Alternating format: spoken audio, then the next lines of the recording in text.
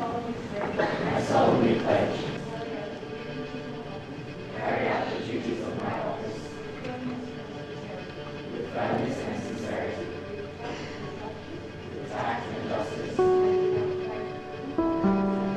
without favor. Our proposal is to replicate Connell et al.'s successful research, Making a Difference, that was published in 1982 and is the product of data collected in the 1970s.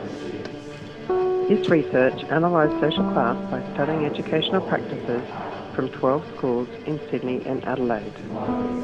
The purpose of the investigation was to determine the social relationship between the ruling class and the working class and how these classes affect education. Our intention is to produce an extensive and current range of data that will produce a complex, contemporary and multicultural perspective on the role that the education system has on class in Australia. Connell et al.'s data showed that there is little to no movement between social classes, and that one social class is inherited from the former generation. Our aim is to show the link between social classes and the levels of inequality by researching students, parents and teachers from both public and private schools from a broad range of localities within Australia. By replicating and modifying the research and making the difference, we expect to find the data that supports the systematic discrimination against the working class has increased over the last 35 years, with the gap between the working class and the middle class expanding.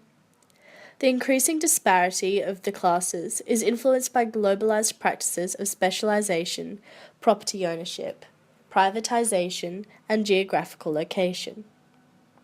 As Australia has now arguably developed a transnational capitalist class, reliant on consumption, the escalating costs of private schooling, along with the expected increases in student fees in Australian tertiary education in 2015, will see marginalisation and inequality increasing.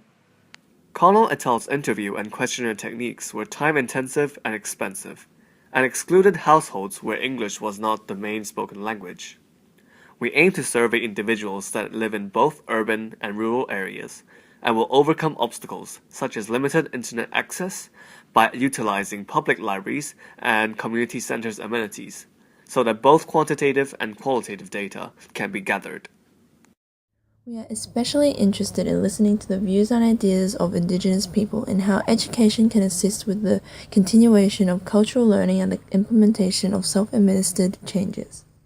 Our use of online surveys and Skype interviews will provide an economically more efficient approach to obtaining data from around Australia.